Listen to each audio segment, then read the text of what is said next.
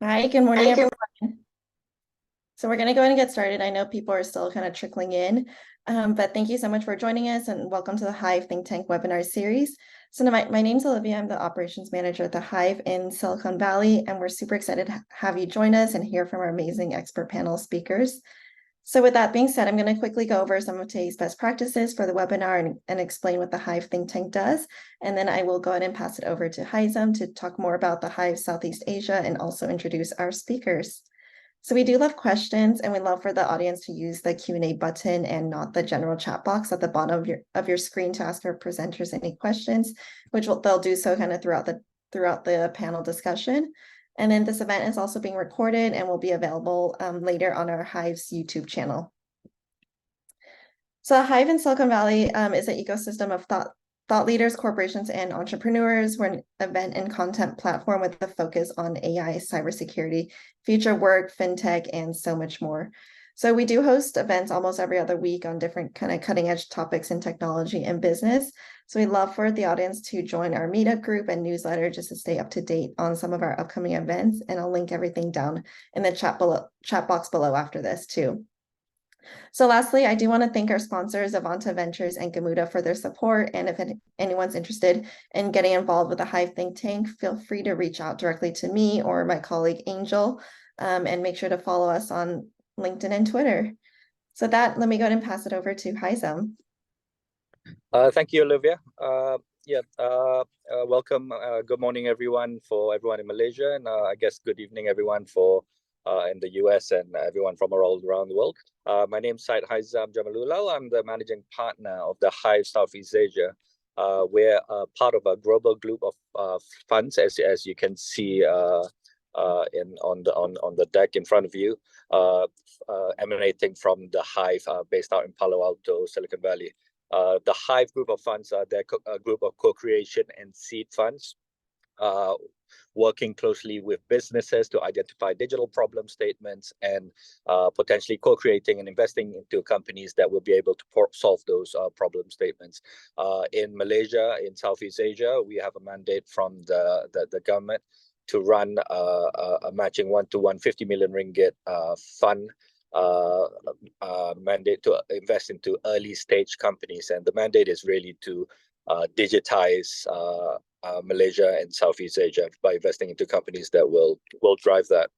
The education technology sector, of course, is very much a sector that we are looking into, and that's why this particular think tank today is really exciting and for us, as we feel that the education space is prime for disruption and using digital technology to increase and improve access to good education for everyone. We are very lucky to have Cheryl Ann as our moderator today. She's needs no introduction in the education space. She is the CEO of Pemimpin Global School of Leaders, an organization focused on improving school leadership with the aim to improve student learning outcomes. So, of course, digital technology within the space is very much an area that you should be looking into. We also have a great group of speakers today. I'll pass it over to you, Cheryl Ann, to introduce yourself and the speakers today. Thank you so much, Haizam. Hi, everyone. So my name is Cheryl. I'm really excited to moderate the session today. So like Haizam mentioned, I'm the CEO of Pemimpin GSL. We are an organization focused on providing leadership for government schools in Malaysia. And I started my journey in education as a teacher, which I'm still very proud of. So I'm very excited for the session today as we talk about the future of learning and adapting to education in the digital age. And today is also World Teachers' Day. So it's very apt for us to be discussing education. I'm joined by an esteemed panel today. So we have Jeff, the COO of 42 Malaysia. We have Andrew Pereira, the founder and CEO of Excelerate Asia, and also the CEO of General Assemblies Malaysia. We have Professor Ali, who hasn't joined us yet, but he might join us along the way. So he has some problems. But can I get Jeff to start introducing yourself in like 30 seconds, Jeff? Sure. Thanks, Cheryl, and thanks Haizam and the Hive Southeast Asia for organizing this. So my name is Jeff. I'm the Chief Operating Officer for 42 Malaysia, which is a school from a 42 network, which is originated in Paris. We carry three mottos in our 51 campuses around the world, which is zero tuition fees. That means it's absolutely free for individuals to learn. Zero classes. That means students can learn at any point of time, and zero teachers, even though it's World Teachers Day, because we empower our students with the knowledge of peer-to-peer learning. And happy to share more later on as we go through our session. Thanks. Thank you so much, Jeff. Andrew? Hi, everyone. My name is Andrew. I lead Accelerate Asia and General Assembly Malaysia. These are both organizations that develop future-ready talent for organizations here in the ASEAN region. This includes skills like data, design, coding, cybersecurity, IoT, and many other skills. And I'm a lawyer turned analyst turned education consultant.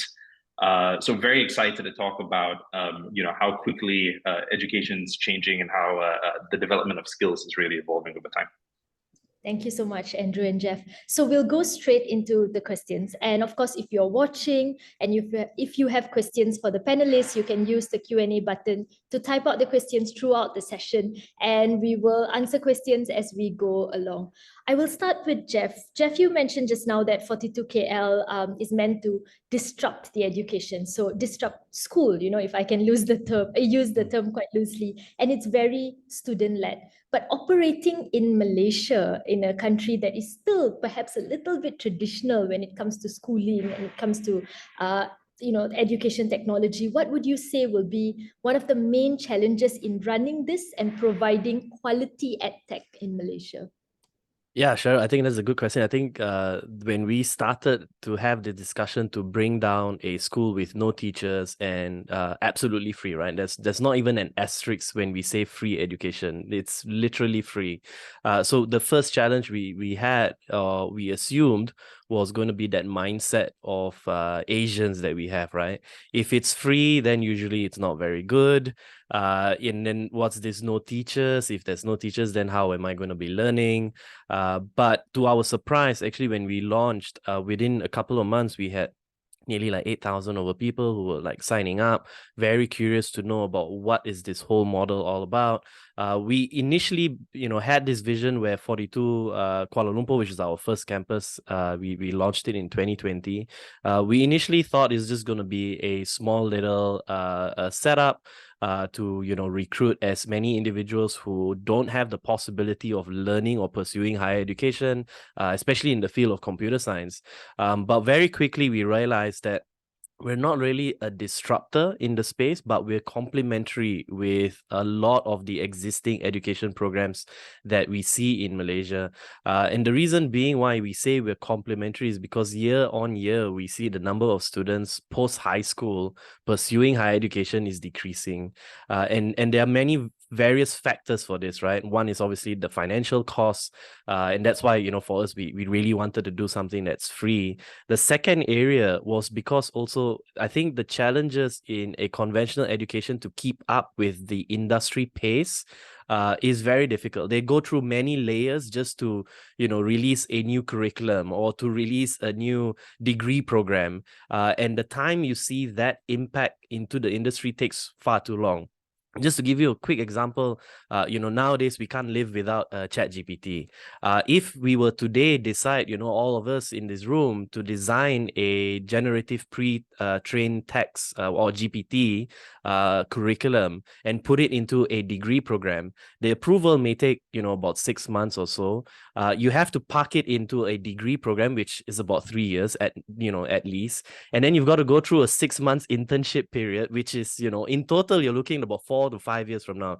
But 4 to 5 years from now, I think, we'll be talking about a completely new space altogether. So we realize that actually a lot of Malaysians, they have that interest in keeping up with the space, but there isn't an ecosystem that allows them to, you know, pursue. And that's why we see, you know, the rise of like people learning from YouTube, from Coursera, even from, you know, programs like Accelerate Asia and GA. There's a lot of them, and that means that there needs to be more of this kind of an inclusive ecosystem that is keeping up with the pace of what the industry demands, but also not forgetting that we're not trying to eliminate whatever that's existing already. We're not trying to, you know, take students away from university and tell them, you just got to do this, right? I think there's still merit in both programs, and we work hand in hand as the demographic is pretty large. Yeah, thank you so much, Jeff. I really like that it's a complementary system, I think, to what we already have. Andrew, I think building upon what Jeff said, especially on, you know, how things change really fast and like how it takes really long to develop modules and things like that, especially when we look at the traditional system. We know that GA and Accelerate, they provide training to future-proof graduates. But as these technology trends come and go, what measures do you need to ensure that the quality is still there while you are sustaining to these rapid changes? Thanks for the question, Cheryl. So, you know, if I understand correctly, it's really how the education sector writ large, right, should equip individuals to adopt and benefit from these rapidly evolving technologies that we're seeing, and they are evolving very rapidly, right? To, you know, build on Jeff's point, you talked about you know, it taking 5-6 years for you know, content to get out there. You know, there are reports, recent reports actually by sort of McKinsey, I think it's called the Tech Trends Report. The Accenture as a Tech Vision report that came out a few months ago as well. And in both reports, they talk about some of the newest skills we're looking at related to technology. They have a shelf life of 2 to 3 years, right? So, you know, 5 to 6 years ain't going to work. So what can the sector do? I think there are 3 roles the sector can play. I think the first is we really need to get a lot better at building foundational skills, competencies, meta skills, whatever you call it, right? And this is primarily the role of K-12 education and the K-12 education system, I believe. And these are skills that will form a stable bedrock for you to build new skills and knowledge on top of as technology is changing over time, right? So, you know, Cheryl will be familiar with this in Malaysia. In the Malaysian education system, these are often referred to as higher order thinking skills or HOTS. These include skills like, you know, analyzing, problem solving, self-awareness, drawing connections, etc. It's really important to build these skills, but it's interesting that the technologies that are emerging now are actually making it harder for the kids to learn some of these skills, right? So, for instance, social media and, you know, the attention economy that we have right now really impacts ability to focus. Generative AI, there are worries that it will impact learners' ability to synthesize and structure problems. So we need to build these skills so that everyone can continue growing over time, but it's becoming harder to build these skills precisely because of these technologies that we find ourselves using, right? I think the second thing is that we need to develop multiple pathways, exactly as Jeff mentioned, multiple pathways for young people, as well as us older, more experienced professionals to upskill and reskill over time when it comes to these tech skills, right? So we can't just rely on universities. We need to have you know, a number of different pathways where, you know, especially youth will be able to pursue pathways that are not just related to university, you know, where we are also building the skills of people in the workforce. So about a quarter of today's jobs are at risk of displacement because of digitalization and technology. We need to find ways to help people upskill and reskill while they're currently in the workforce and are of working age. And that's something that the education sector needs to do. And the third and final thing that the sector needs to do is really get better at detecting rising future skills and quickly develop learning journeys to develop these skills, right? So the first part of that is science. So, you know, labor market data, really understanding what jobs are on the rise, what jobs are paying well. But the second part of that is, you know, where we have to develop learning journeys. It's not just science, it's art as well. And this is something that, you know, anyone who's spent time in education knows there is a science of, you know, adult learning, you know, or pedagogy. But there is also learning experience design, right? So like I understand that I have content that I need to deliver to you, but I need to deliver it to you in a way where it's likely to be received and you know, you find it engaging and you find it meaningful. So those, I think, are the three roles that the sector overall needs to play. Thank you so much, Andrew. I think I liked that you mentioned about the foundational skills. I think that's really important because these are the skills they need that will take them further on. Jeff, when we talk about especially edtech in Malaysia, we cannot deny that there is a digital gap. I think we saw this even more during the pandemic when we had like 0.8 million students that was out of school. You know, they could not continue on with their learning. How can we ensure, how can we guarantee that any technology-driven initiative that we're doing will eventually be accessible to everyone, regardless where they live? Yeah, actually, you know, we always talk about, oh, there's going to be and the digital divide is real, and we see that even happening. I think COVID has accelerated it and made it even wider. But I remember when I decided to, you know, take this role and be part of this education revolution, I remember coming across there was this project in, I think, the late 90s by Dr. Sugata Mitra from India, where he had this project called A Hole in the Wall. Right. So he basically went to the slums in India where these individuals or kids had no access to internet, never seen a computer before in their life. And he literally went down to the slums and he just installed a computer in a wall. And with no guidance, he just, you know, had, I think, like a 2 weeks program. They installed a few computers and they left.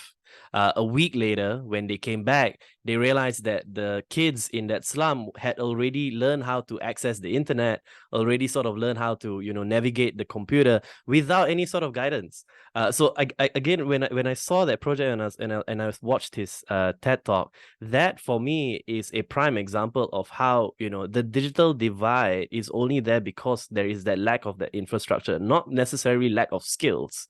Because I think the skills and that interest will always be there, and kids these days, younger kids, doesn't matter where they come from, they are very much in tune, or they are born in a way where, you know, they love to experiment. They are very curious about, you know, different things. And I feel it's just more of, you know, having the right sort of policies in place, the right sort of infrastructure in place, and allow it to sort of happen. I mean, Andrew spoke about, like, you know, the future skills and stuff, right? To be honest, actually, we don't really know what the future is gonna look like. But what we need to have, going back to, you know, gotta have those fundamentals. Those fundamentals are there, but they need to be enhanced with, you know, right sort of like ecosystem. And in some regards, that's what we're trying to do, right? It's a physical program. It's not an online program. We're building more campuses across Malaysia. We'll have a hub in Penang soon. We'll have a hub in Johor soon. And then next year, we're looking at the east of Malaysia, whether in Kuching, in Miri, and in Kota Kinabalu. And the idea is that once we have these hubs, we are then able to bring individuals closer to an ecosystem and let them, you know, try, give them an area to experiment. When we're asking individuals in these rural areas to pay for something, that's where, you know, it will turn off their curiosity in it. But if we just throw them into an ecosystem where there are things happening, they get to learn from people who are from different walks of life, that's where then we start seeing they're able to actually be creative. They're highly innovative because they come from a background that requires them to you know, find innovative ways to survive, or you know, find innovative ways to strive, right? So for me, I feel like, you know, it's merely just of the lack of that ecosystem in those areas, rather than, you know, oh, you know, we need to do more training for these kids in those areas, because I think the skills are there.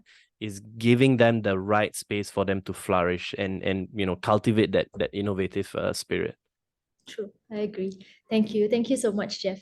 Andrew, I think talking about the gap when we talk about like higher education and especially graduates, I think so much has been said about the mismatch of their skills with industries, or even that they don't have the skills that the industry needs.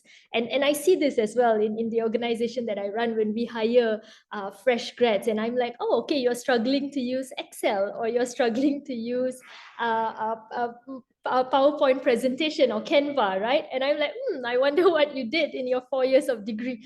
So why? Like, why? And is this very anecdotal, or is this a real pressing problem? And what can we do to then bridge this gap between what the industry needs versus what the universities are producing? Yeah, it's definitely not anecdotal, Cheryl. One of the things Excelerate does is, we work together with our, nearly 500 employer partners across Malaysia, understanding what their talent needs are, and equipping their employees with the skills necessary, and also finding talent out there in the market and actually training them up and bringing them into those organizations. And one of the consistent things we hear is that this supply-demand mismatch exists, and is very real here in Malaysia, but across Southeast Asia, actually, it's a bit of a challenge.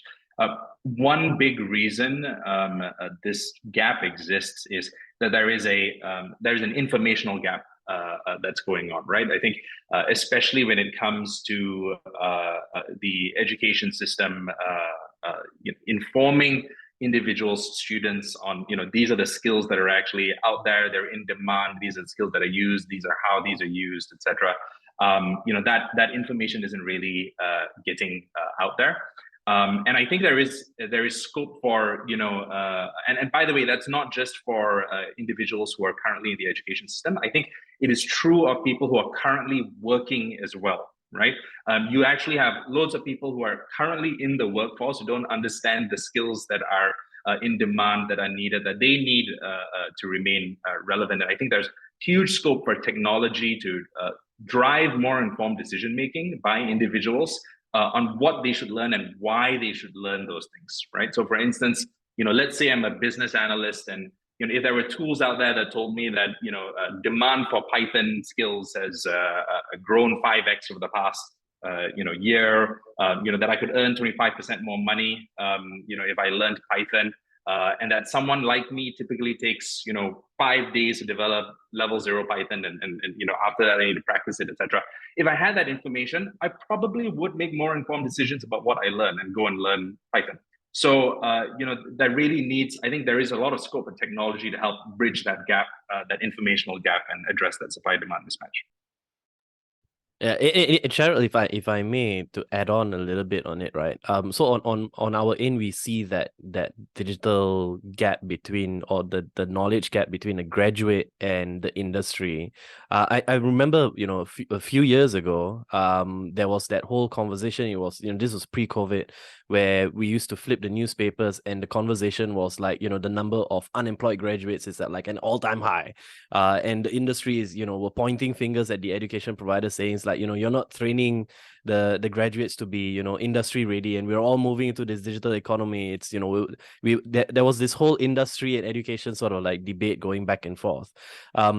But from a consumer or from a learner's point of view, especially if you were in high school, your sort of vision was saying that, wow, if I were to go to a higher education program and try to obtain a degree, it's now not necessarily a guarantee to get a job, because the unemployed graduates is at an all-time high. So what happens then, and what we're seeing now, is that more year and year, you see more of the SPM leavers or high school leavers are not choosing to pursue the higher education, right? So then becomes, now we're having this conversation, oh, what do we do, right? Most of them are not, doing their universities, their degrees or their diplomas. They're straight going into the gig economy. And, in that space is where we then see a lot more programs that are coming out in order for them to obtain the skills that is required, because the industry right now has also sort of moved away from having a qualification-based assessment in terms of hiring based on qualification. Now they're moving into a skills-based assessment, right? So you show us the skills that you have, and that's how you are able to then sort of secure a job. Especially for digital, that is key, right? Could you build an infrastructure, or could you maintain an infrastructure? Can you make something more efficient, especially in the digital space? face, that's where more and more of these kind of programs that are coming out, some of them are short, in terms of like a week long, some of them are longer, a month to 3 months. On our side, it's a 1-year program, and it's kind of like sits in between a boot camp and a university, in order for individuals to have that foundations that university do provide, which is still essential. We're not trying to remove that, but also try to keep up with the pace that we know the industry requires, right? So we ourselves, we work with our partners to understand like what is some of your R&D projects that are left on the shelf. Pass it to us, use us as a education sandbox, and give our 150 students to sort of explore what they can do. And if they are able to discover something that's unique, potentially that is your first step of hiring itself, instead of them showing I have a degree. And because nowadays, even on myself, when we did a couple of recruitments, I didn't even look at the degree, because it doesn't really mean anything these days. Yeah, I think going on that, like, the traditional education versus now, I think I have a 3-year-old and a 6-year-old whose ambition is to be content creators, right? So before my son could even speak, his first few lines was like, subscribe to my channel, or like smash that like button. And I'm like, what are you saying? But because they consume so much. So will this then, disrupt or like what we have traditionally believed to be education? And is that necessarily like a bad thing? Like both Jeff and Andrew, like how do you see this, especially for the 3-year-olds, the 6-year-olds now, right? When this is all they see, content creation, so much of you, right? I mean, it's fascinating to see how the kids these days, what they consume, and when you ask them what do you want to be when you grow up, and I want to be a YouTube star, I want to be a content creator, I want to be a star on TikTok and stuff, right? And the way I look at it is like it's pretty similar when I was growing up. And for me, I was like a big like video game addict, right? So you would like sit at home, and you would not go out and socialize, but you will sit with your computer and you would play games. And these are single player games before the online world even came about. And everyone around my family was like, Jeff, you got to stop playing video games. Video games are not good for you. But then now, if you fast forward to today, the video game industry is the largest industry even if you combine I think like music, television, or streaming. The video game industry is like huge. And if you look at some of the jobs that are available in the video game sector, is wide, right? And that was, for me, it's like when I look back, it's like if only I had that sort of like encouragement from someone within my family to say like, there is some potential here, there is, potentially the gaming industry might be an area for you to explore because you're really passionate. I would have probably taken up about, how to actually build a game, doing game development, maybe picking up some design for games. That potentially is where I see we need to start having conversations about what exactly is the underlying area when kids these days, they talk about wanting to be a content creator. There's a whole business around it, right? And if you look at some of the really successful content creators, it's not just a one-man show. Even though you may just see one person in front of the camera, it's an entire team around it, right? So I think it's giving them the awareness of like, okay, if you want to be a content creator, these are some of the things that it's good to know. And they would love to know, like, get an insight of how these things are run, how these things are built. Maybe not for your young one, maybe he's a bit too young, right? But as they grow in your high schools and then post high school, I think it's giving them the awareness of like, there is an industry around it, and they may be the ones who take lead in it. That's my sort of like personal opinion on how we could sort of navigate, because we can't be certain that that sector is going to fail, or that industry is never going to happen, because we don't know. Right? We just really don't know that content creator or content creation might be just the biggest industry about 10 years time from now. Yeah. Andrew, what do you think? Because I think for me, even as an educationist, I still cannot wrap my head around like, will I be okay with my child not doing a diploma degree? I don't know, because I'm always like, yeah, switch it off, go back to your books and all that. Will we eventually see the day where, parents are like, yeah, fine, don't do it. Here are the skills that you need. Like what will we see in the future? Yeah, I think there is, look, the number of options and pathways that are available, they just keep growing, every single day. And I, for one, think that's a very good thing, right? Like, I think that that choice, the ability to pick a pathway that suits you best, and your goals and your motivations and your passions best, that makes a lot of sense, right? But when you have this amount of information, you have this amount of choice available to you. I think something that's extremely critical is, and maybe a function of really a core objective that our education systems need to address is we need to equip our learners, our kids, with an internal compass, right? To actually figure out where they want to go. How do you pick, between this multitude of paths in front of you, right?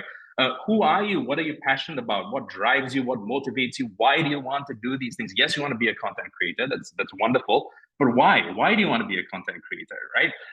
And what path is gonna, and it might not, maybe you don't have to become a content creator to get that thing.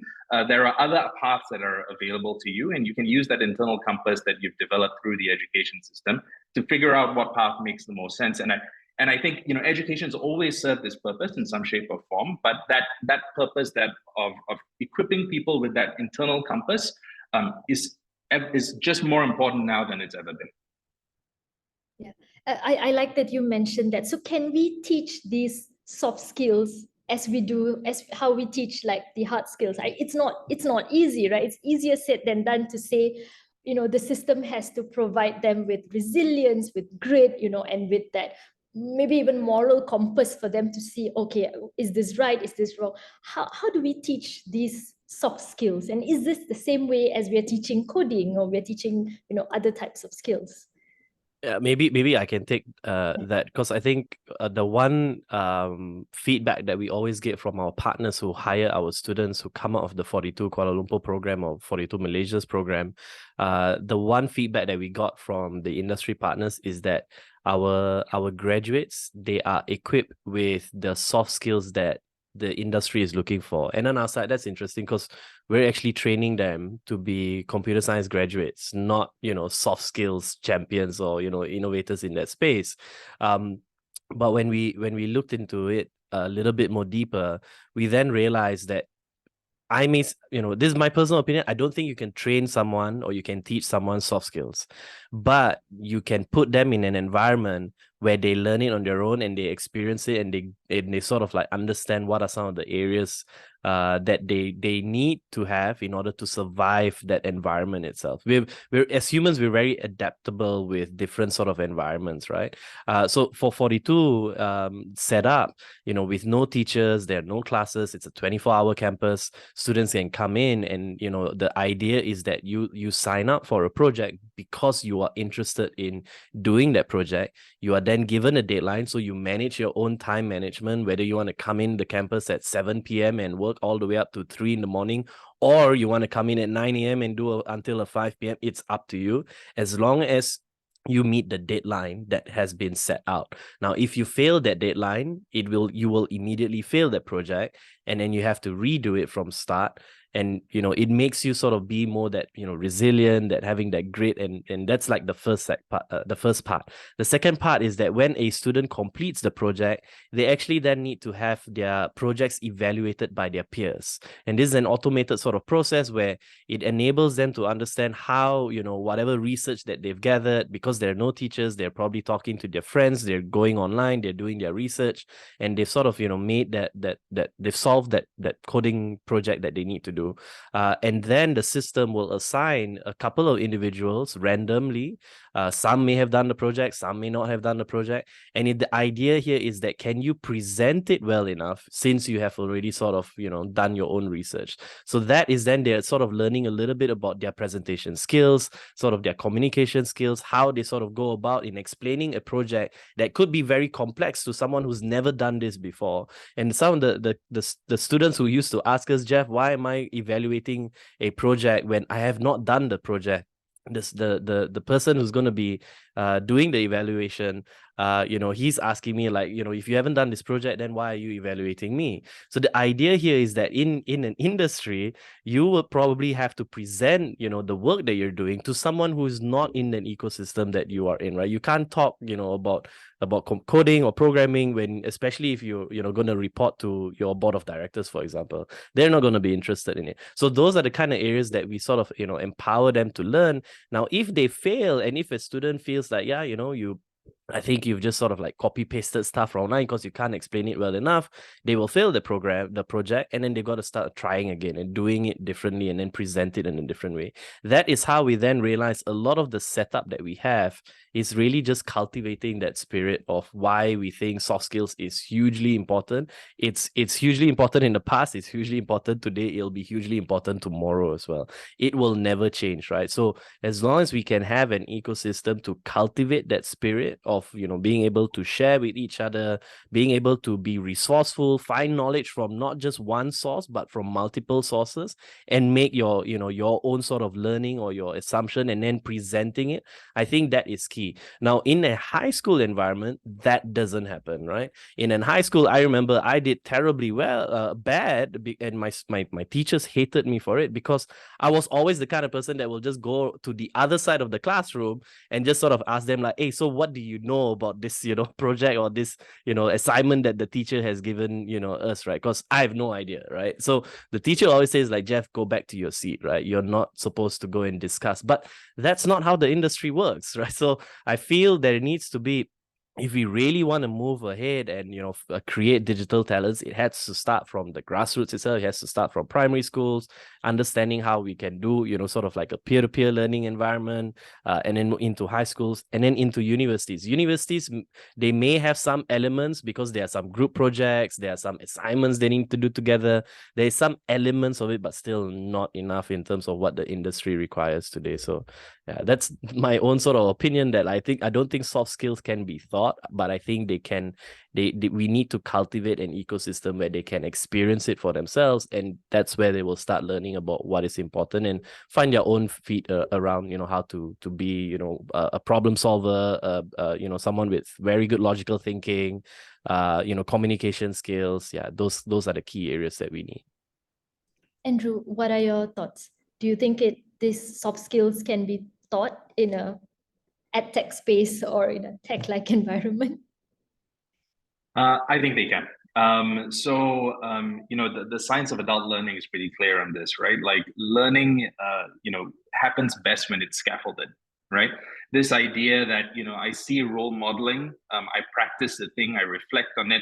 There needs to be some sort of structure for you to, and by the way, this is not to say that people can't learn from just being thrown into environments and learning from it, exactly as Jeff is sharing, right? Like that's absolutely possible, right? Like, and that's something that a lot of people do, especially if they're highly motivated. But here I'm talking about, the vast majority of people within a system, right? And an education system has to cater to a large variety of different people. For a wide variety of people, learning needs to be scaffolded for that learning to be effective, right? It is with a scaffolded learning system, you need some sort of structure around it. So for instance, if I'm going to be teaching you around, about data storytelling, for instance, right? Like I need to see effective data storytelling role model for me first. I need a chance to practice it, ideally on something that is meaningful to me, right? Using data that I know and that I find important. I need to be able to reflect on how I did, get feedback on how I did, and figure out how I should be improving going forward. And for the majority of people, these things only happen in a structured learning environment or a structured coaching environment, right? So yes, it is possible to learn these skills. And I think the only way one of the best ways you can learn these skills is in a structured learning environment. And technology affords us an opportunity to do this at scale, in a personalized manner, at a much more cost effectively than we would have in the past, right? So I think there's a lot of scope for edtech to help in this space. Yep. All right. Let's go a little bit on like lifelong learning before I ask you your last questions, and then we go to the general questions.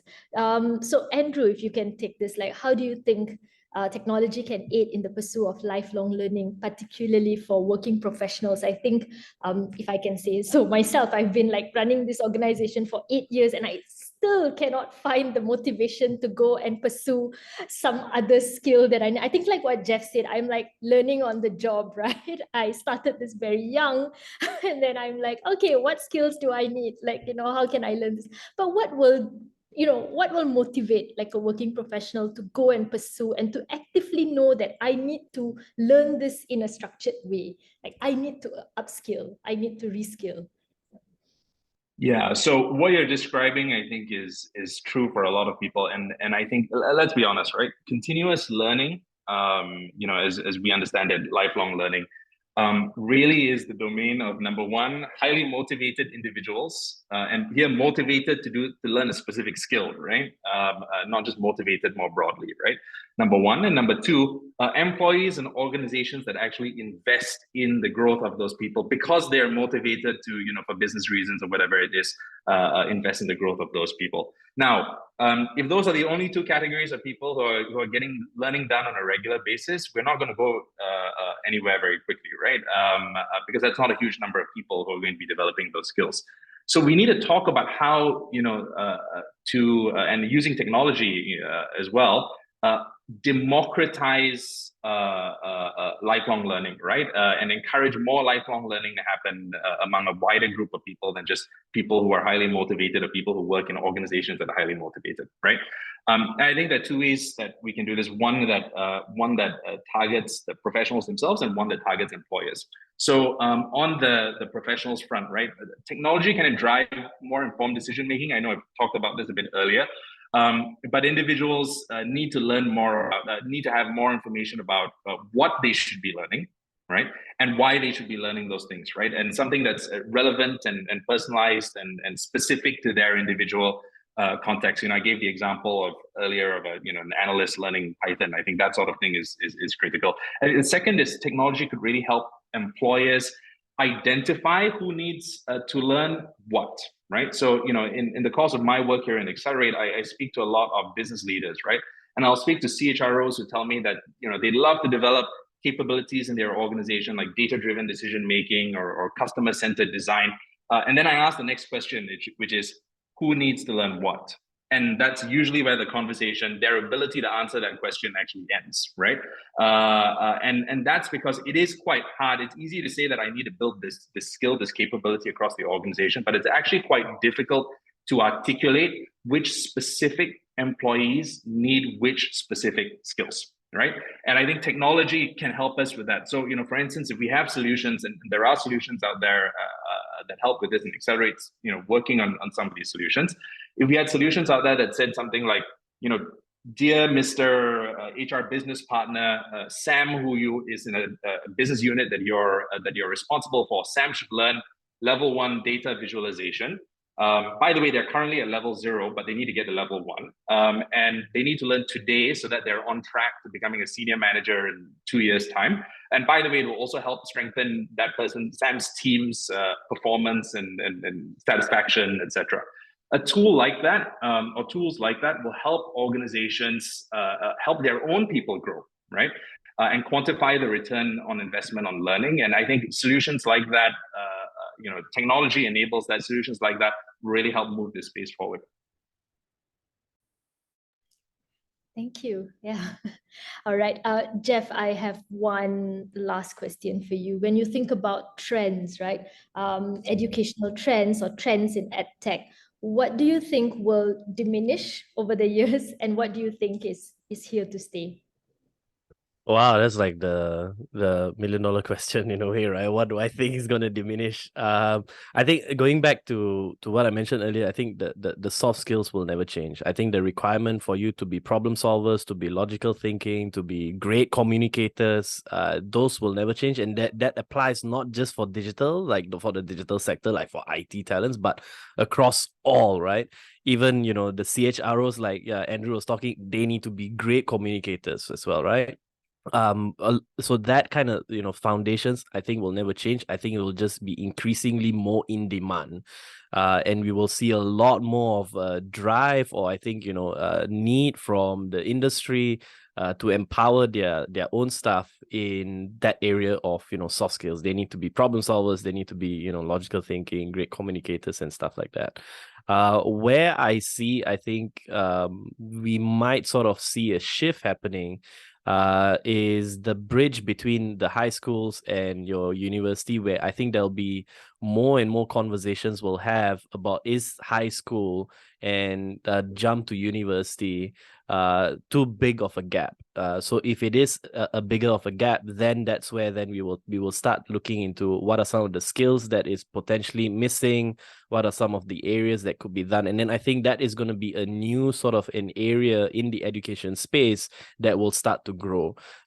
Because personally, I feel the area of post-graduation, and if you want to pick up a course in order for you to ensure that you have a job while you have your degree, I think there's plenty of options already for you, right? Whether it's your Academy GA, your Coursera courses, or even just going on YouTube. And a lot of these individuals, they are equipped and well informed in order to sort of like, okay, I gotta learn new things, right? And then for the industry working professionals, for them to go for an upskilling course or reskilling course, I think there's also plenty of options available for them. It's just about giving out, I guess, from a data perspective, to showcase like what they sort of need to know, and that's what Andrew spoke about. So where I see there is still a gap is going down the ladder and seeing at the foundation in itself, right? So in high schools, I feel there's a big shift that needs to happen. Are high schoolers equipped with what we currently need in the industry? Those are the kind of areas where I see, you will see the shift will happen in the next, year or so. And in the next 5 years, we will be talking a lot about, the high school graduates and not just university graduates. Right. Okay, so last question for the both of you. I'll start with Andrew. So Andrew, if you have like unlimited funding and you can create the next big thing for edtech, what would it be?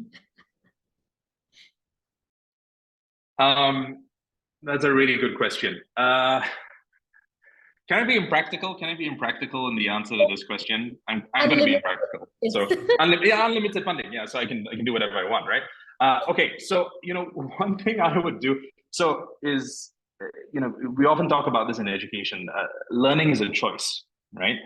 And you only pick up skills if you make a choice, you make a decision to pick up those skills, right? And once you do that, nothing will hold you back. So I think really that intrinsic motivation is something that's very important to build. I would actually build some sort of tech solution that will help learners discover, refine, stick to their intrinsic motivation for learning, right? And there'd be APIs that will allow you to plug it into any sort of learning platform available.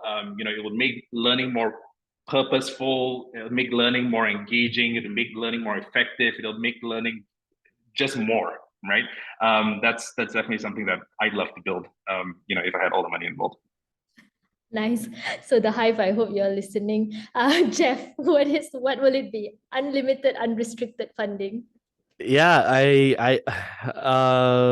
that's hard, right? Because it's something that when you think about practically, you're like, yeah, it's not really going to be out there. But if you really have unlimited funding, I would probably enhance a little bit more about what we're doing in 42 Malaysia itself, where providing free education is essential, right? Because then you're really eliminating the barrier of entry for anyone, and it's really then the decision on whether they choose course A or course B is because of their passion and their interest, right? And to build on that, like how do we sort of identify their passion and interest, is we got to make sure that they have probably it will combine with Andrew's unlimited funding idea, where they have a whole sort of a dashboard or platform where they can see what are some of the areas or skills that they are good at, and then they can just sort of say, I want to do this course, and it's absolutely free for them to do that.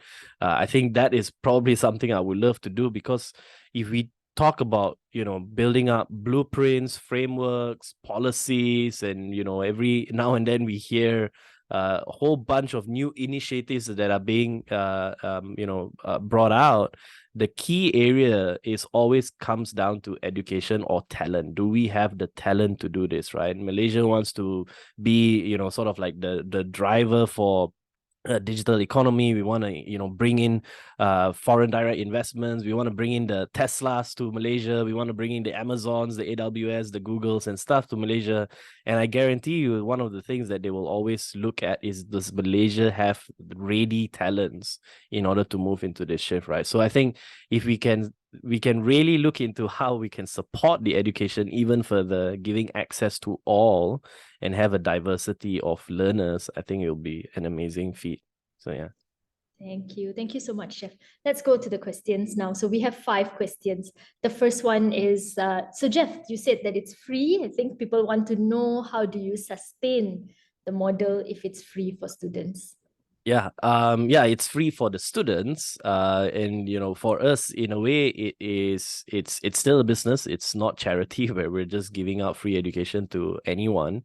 How we sustain the model is that we work with the industry partners, who are the people who are going to recruit these individuals, who are the ones who have said that they are going to scale their digital talent needs from 30 to 40 employees in their IT space to a couple of hundred or even in the thousands in the next few years, because that's what a lot of these corporate leaders have already sort of set their stone, that they're moving into this direction, right?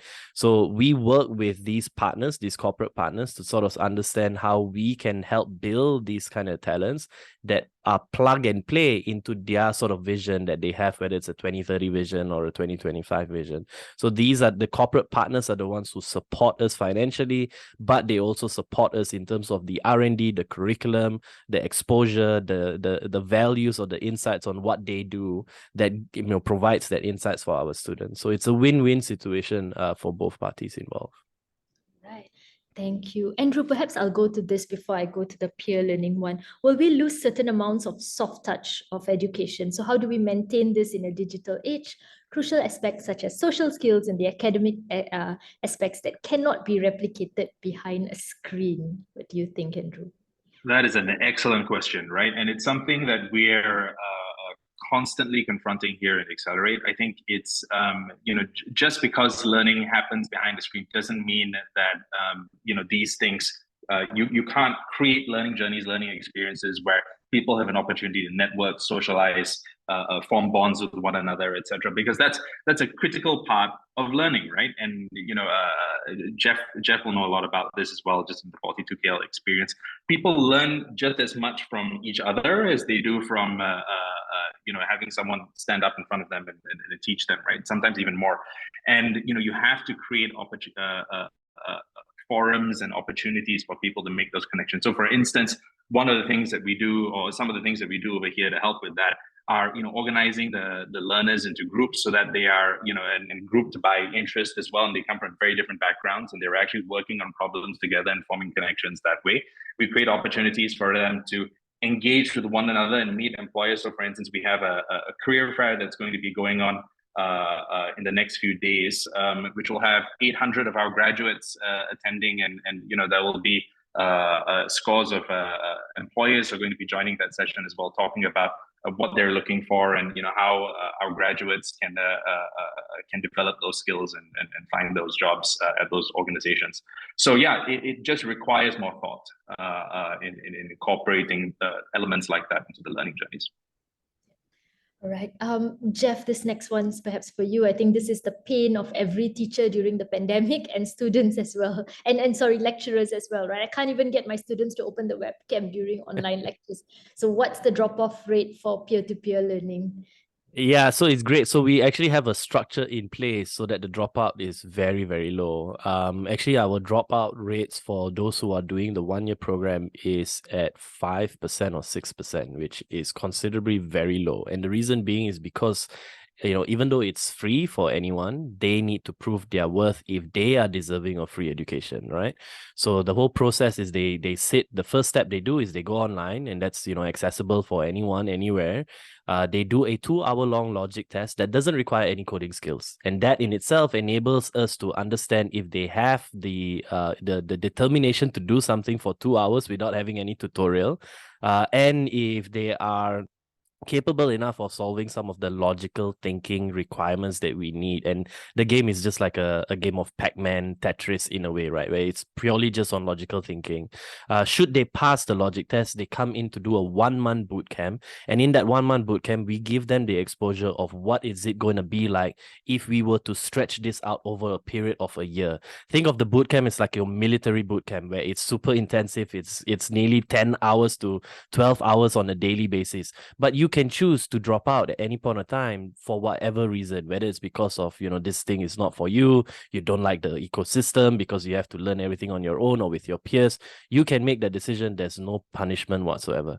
But if you survive for 26 days, you've shown to us that, you're willing to do whatever it takes in order for you to obtain that free education platform in itself. So when they start the 1-year program, they have already worked hard in order to be selected as a cadet of 42. We don't call them students, we call them cadet.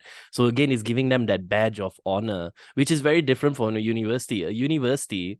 A student in a university would usually, have gone through a process where they would go into the admission, give a blank check, tell them, I want to start this program, and they are expected to learn and receive the information because they've already paid for it.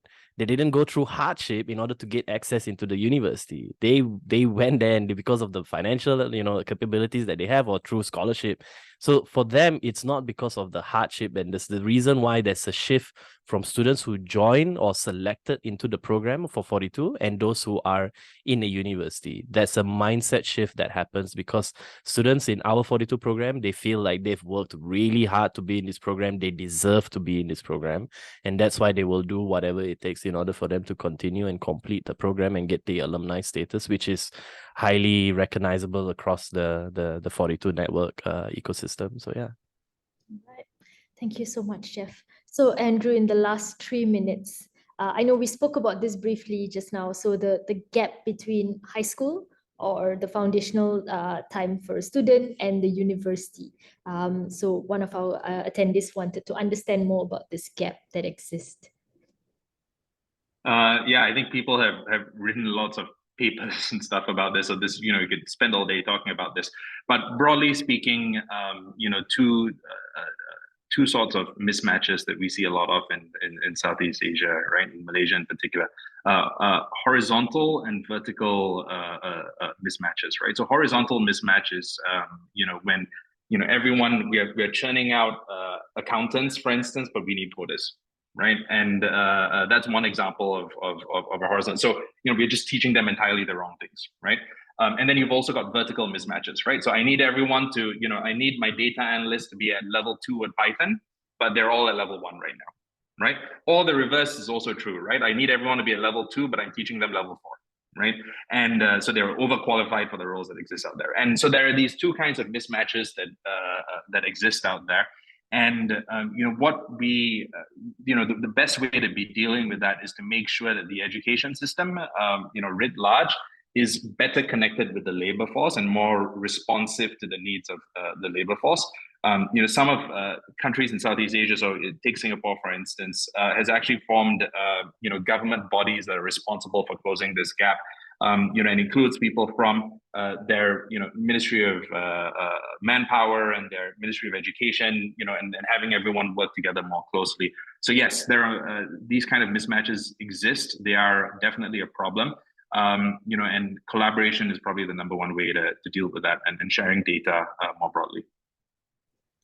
Thank you so much, Andrew. And thank you so much, Jeff. And I hope everyone tuning in had a great session. For me personally, I think I learned so much as well, as we spoke about not just the gaps in edtech, but also, talking about soft skills and foundational skills and how we can bring this all together to ensure that we are using technology for the betterment of our students and also the country, and the world at large. So thank you so much, everyone. I had fun moderating this. I hope you guys enjoyed listening to this as well. So I'll pass it back to the host. Thank you.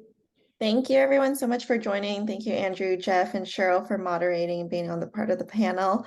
Haizam, I don't know if you're still on, but if you have any final words, I'll let you speak them, or Angel, if you have anything. But aside from that, thank you so much, and then have a wonderful day. And the YouTube recording will be up sometime tomorrow, so I'll have Angel share that on the Hive Southeast Asia LinkedIn channel. All right. Thank you, everyone.